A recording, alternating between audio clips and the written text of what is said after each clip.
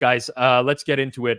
Our best bets, again, we'll give away our best bets courtesy of the prices at Pinnacle Sportsbook right now. But like we do every single week, we're going to give out what the price is good to as well. So for those who are playing after the fact, you can kind of know the situation and so on and so forth. Suma, we will start with you for this week.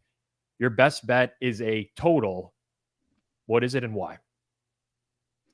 Yeah, it is the the Houston Texans at Jacksonville Jaguars. It's currently 43.5 towards the over on Pinnacle. I like this matchup towards the over. I think that the Jaguars offense has been performing significantly below my prior going into the season. And I still think that Trevor Lawrence was not the biggest problem at all. He looked really, really good in those games, but there were some issues like drops in the end zone. Offensive line didn't do him any favors. Play calling was kind of shaky at times where I thought maybe Doug Peterson should take over play calling duties again. But I think this is the classic get right spot for them. I think they will have much more success this week against a Houston Texans defense that is without their starting nickel cornerback. Jalen Petrie might still be out this week. I don't think that their defensive line is playing at a very high level. So I think the pressure shouldn't be as high on the Jaguars O-line this week.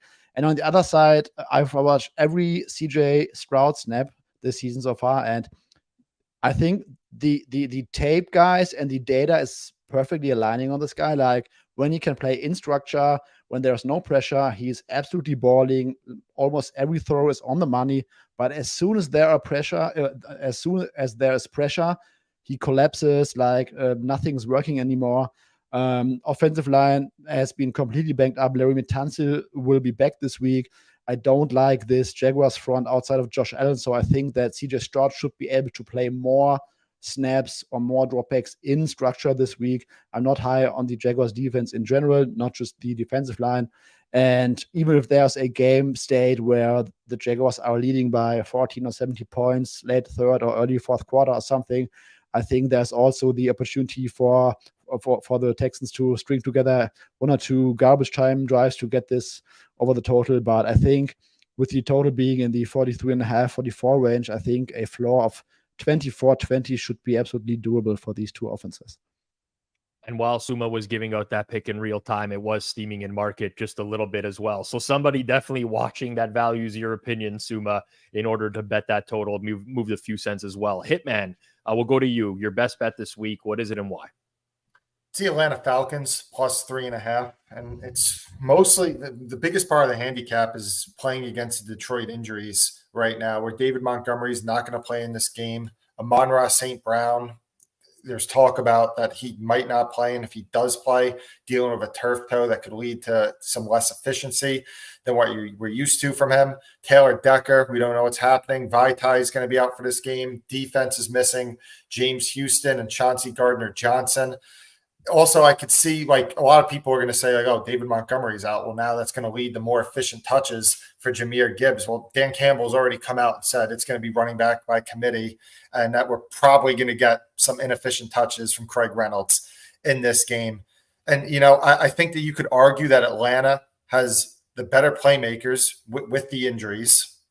They have potentially an equal offensive line considering the injuries. Again, if all healthy, the Lions are probably the second best line in the NFL, but due to some health, that's the case. And Atlanta's defense has played really well this year. They're allowing 4.7 yards per attempt to opposing passers. I know it was against a weak opposing schedule, but this is a defense that we highlighted in the offseason that they spent a lot of money in free agency and they were going to be a lot better this year. So Atlanta, you know, the way that they play, it tends to lead to some closer games. They're not going to win by much margin with the way they play.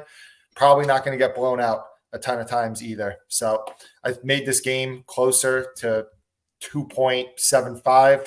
So plus 3.5, good to minus 120. I like Atlanta.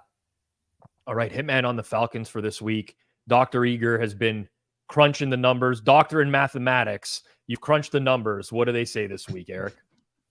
I got to put not MD under my name again. We talked about this. I like Pittsburgh. I think When you look at the two defenses the Steelers have played so far this year, the Niners really good up front, the Cleveland Browns really good up front. You look at the Raiders, Max Crosby's a terrific player, but beyond that, Tyree Wilson right now is one pressure through 2 games.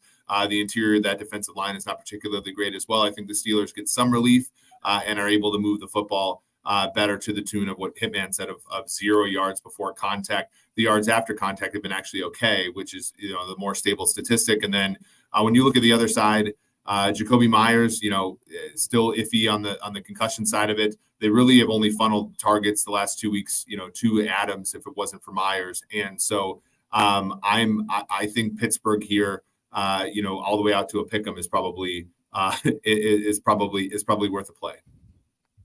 All right, and I'll end it off here. We'll do an even split of sides and totals this week. I'm going to go with a total on a team that I follow very closely. You see the Cowboys symbol behind me. I like the under in the Cowboys and Cardinals game this week at 43.5. It's a 3.4% edge for me at my current numbers, good down to 42.5.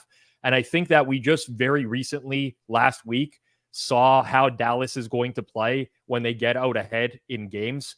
And I think that the likelihood that they get out ahead in this game is very high, but they're going to run the ball very heavily. 44 rushing attempts to 38 passes last week. Ineffective on the ground, especially when the other team knows it's coming. Ultimately, this just comes down to me to, can Arizona score enough points, whether that be early on in the game in scripted drives or in garbage time. And I just do not like their chances. People are high on Arizona's offense. Josh Dobbs looks a lot better than people thought he was going to be. Well, that was against Washington in week 1, and honestly didn't look all that great against Washington in the second half. Last week against the Giants, guess what? The Giants don't have a pass rush. They can't stop the run. They don't have a secondary. They don't have anything on defense. This is a different breed in and of itself. So I'll be sweating. Hopefully that Dallas doesn't score any defensive scores this week, but I think this number is a little bit too high. I think we're likely to see a final score in the range of 27-10, 24-10, something like that. But ultimately under in this game this week.